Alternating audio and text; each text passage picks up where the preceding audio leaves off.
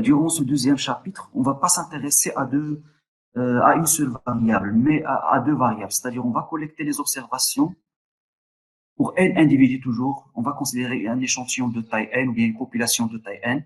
On va essayer de collecter les observations concernant non pas une seule variable x, mais deux variables x et y. L'objectif ici est d'étudier la relation entre ces deux variables x et y. Alors, après la collecte des observations, généralement, il existe deux situations possibles. Soit on peut présenter les données collectées sous tableau, du tableau de contingence, tableau à double entrée. Si par exemple le tableau suivant, nous avons dans la première ligne les modalités de Y et dans la première colonne les modalités de X. Et nous avons à l'intérieur du tableau les effectifs NIJ. Ou bien alors, un tableau à double entrée. Je vais passer directement à la dernière diapositive. Par exemple, avoir le cas suivant.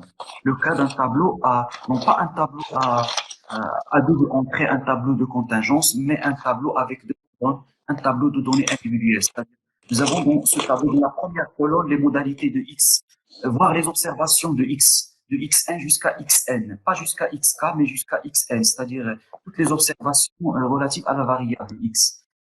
Dans la deuxième colonne, toutes les observations de la variable y. Alors, normalement, la situation de départ pour l'étude de la relation entre deux variables x et y, on peut avoir deux situations possibles. Soit la situation suivante, le cas d'un tableau de données individuelles. Dans la première colonne, nous avons les xi, les observations de x1 jusqu'à xn. Et dans la deuxième colonne, nous avons les observations de y1 jusqu'à yn. Soit la situation d'un tableau de contingence, un tableau à double entrée. Vous arrivez bien sûr à voir le tableau à double entrée, le contenu de la troisième diapositive de ce fichier. Oui, Tableau monsieur. de distribution conjointe. D'accord, c'est Oui, monsieur. parfait. Oui, monsieur. Alors, l'objectif ici, l'objectif de ce deuxième chapitre est d'arriver à est-ce qu'il y a une relation, par exemple, positive entre X et Y? Est-ce que lorsque, par exemple, X augmente, Y augmente, ou bien l'inverse, lorsque X augmente, Y diminue, de s'assurer est-ce qu'il existe une relation entre ces deux variables X et Y? On va s'intéresser plus à la nature de la relation linéaire. C'est-à-dire, est-ce qu'on peut, par exemple, écrire la relation entre X et Y en forme de l'équation Y égale à X plus B? Y égale à X plus B. L'objectif, après des données collectées, quelle est la valeur de A, quelle est la valeur de B. Par exemple, Y et X, on peut par exemple, le cas où l'exemple de Y égale la consommation et X le revenu. C'est-à-dire c'est la consommation est égale à A fois R plus B. C égale à A fois R plus B. C, c'est la consommation. A est égal à A fois le revenu, plus la constante. Généralement, le résultat attendu après la collecte des observations, plus le revenu augmente, plus la consommation augmente. Alors, normalement, le signe du coefficient A de cette droite y égale à x plus b, le signe de A va être un signe positif. A va être un paramètre positif. Mais la question qui se pose, quelle est la méthode qu'il faut adopter pour calculer la valeur de A et pour calculer la valeur de B pour, par exemple, l'équation y égale à x plus b. Alors, il existe deux situations possibles, soit un tableau de contingence, le tableau suivant, soit un tableau de données individuelles, le dernier tableau de ce fichier. Le tableau suivant, nous avons dans la colonne, pas un tableau à double entrée, mais dans la première colonne uniquement les XI, les observations de X. Dans la deuxième, uniquement les observations de Y. Alors, on va revenir au premier tableau, le tableau de contingence, tableau à double entrée. C'est le tableau théorique. Pour les étudiants qui n'ont pas pu télécharger la vidéo, alors je vais rebondir rapidement sur les trois types de distribution. Normalement, la situation de départ, c'est ce tableau de contingence. Et ce tableau de contingence, dans la distribution conjointe de X et de Y à la fois. On a dans la première colonne, nous avons dit les modalités de X, c'est-à-dire les différentes situations disjonctives possibles et exhaustives pour la variable X. Et nous avons dans la première ligne les différentes situations disjonctives et exhaustives Y, c'est-à-dire les modalités de Y.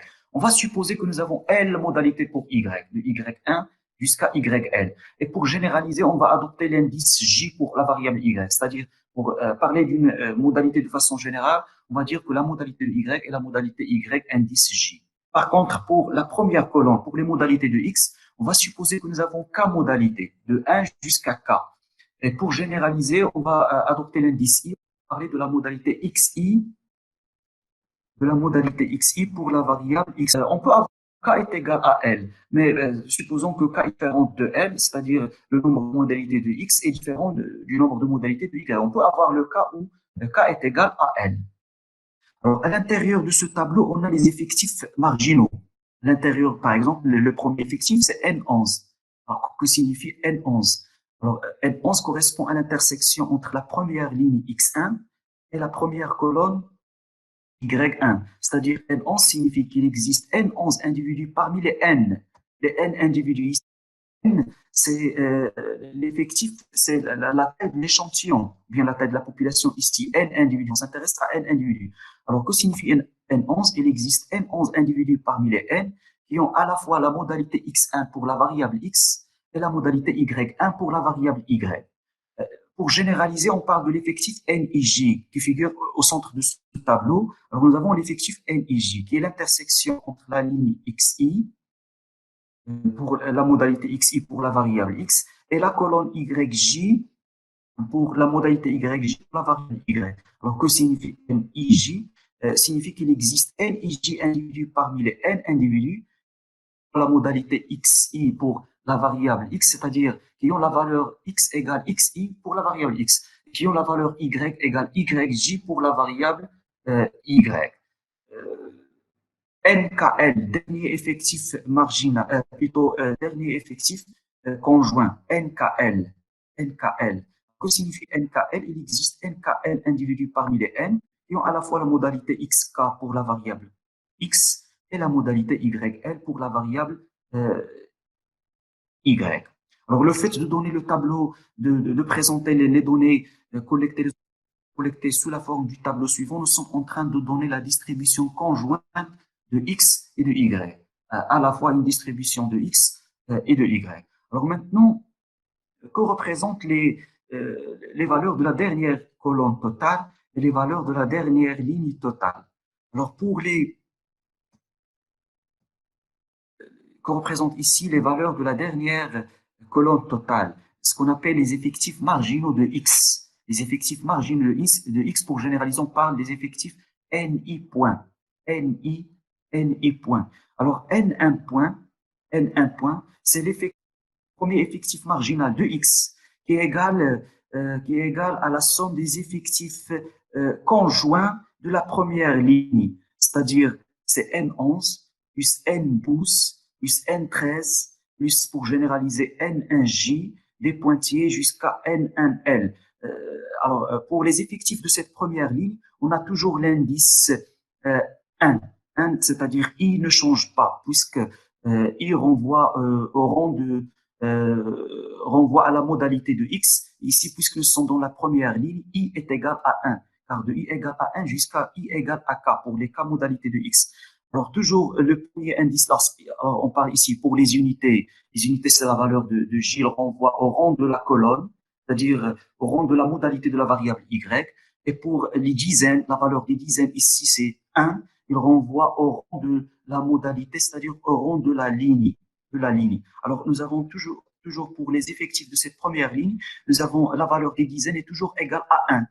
N1, 1, N1, 2, N1, 3, N1, J, des pointillés jusqu'à N1, L. Alors, I reste fixe et I ici est égal à 1 car nous sommes dans la première ligne. Et c'est J qui varie. C'est J qui varie car c'est la variable Y qui varie. Alors, la somme des effectifs conjoints de la première ligne, N11 plus N12 plus N13 plus les pointillés jusqu'à N1. N est égal à N1 point. Que signifie N1 point? Il existe N1 point individus parmi les N, parmi le total, qui ont la modalité X1 pour la variable X, c'est-à-dire qui ont la valeur X de X égale à X1, quelle que soit la valeur de Y. Ici, quelle que soit la valeur de Y.